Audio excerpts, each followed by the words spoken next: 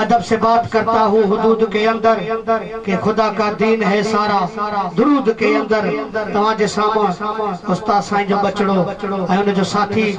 आका नामदार सल्लल्लाहु अलैहि वसल्लम जो शान में नातियूं ॿुधाईंदासीं इंशाअल्लाह। उन खां बाद आलिम सगुर जो खिताब थींदो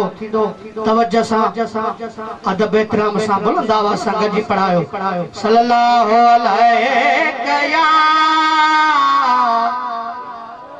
या रसूल अल्लाह वसल्लम अलैक या हबीब अल्लाह। वहा महफिल रब प्यार नसीब करे जंहिं विच आयल तेरी ज़ात होवे कुरान करीम दिया लोला होवन तेरा जिक्र ते महफिल नात होवे रिसालत दे नारे हणने आशिक या रसूल अल्लाह वाई बात होवे मेरे दिल ये मंगती मौसम हर दी होना हर रात होवे सल्लल्लाहु अलैहि या रसूल अल्लाह वसल्लम अलैक या हबीब अल्लाह।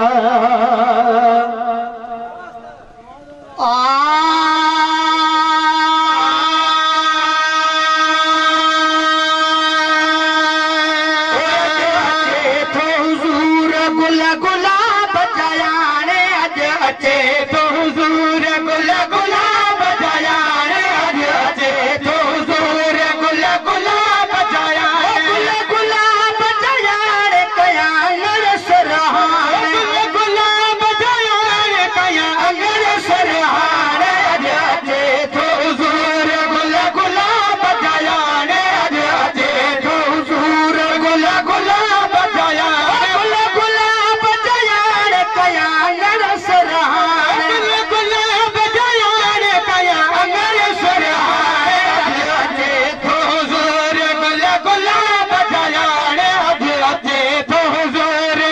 इन खड़ी तो गरीब वट करे तशरीफ इन खड़ी तो गरीब वट करे तशरीफ खड़ी तो गरीब वट करे तशरीफ इन खड़ी तो गरीब वट करे तशरीफ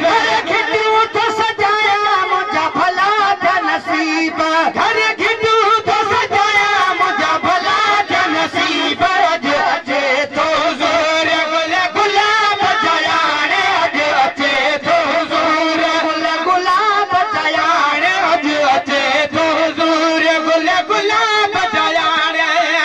पढ़ी सलातु सलाम सुनी से जसी गारा पढ़ी सलातु सलाम सुनी से जसी गारा पढ़ी सलातु सलाम सुनी से जसी गारा पढ़ी सलातु सलाम सुनी से जसी गारा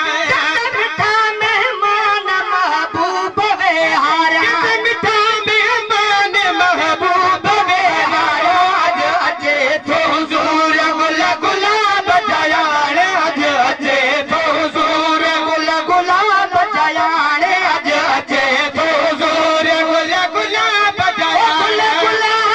जाने कया अंगर सरहाने गुलाब जाने कया अंगर सरहाने अज अचे तो हुजूर गुल गुलाब जाने अज अचे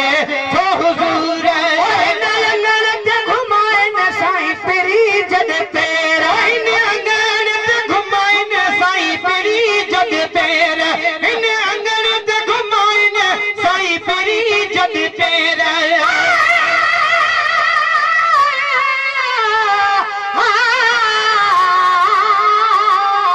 जॾे मोहम्मद तॾे बाहर निकती बानी चया यो महबूब मूंखे ॾियो मत साठा सुबानी मौलान खे स्कूलन ते नबूवत जी निशानी ला इलाहा इल्लल्लाह मोहम्मद रसूल अल्लाह जजो मत न को सानी जंहिं आगे कई एसानी तॾे पैगंबर पैदा थियो अंगण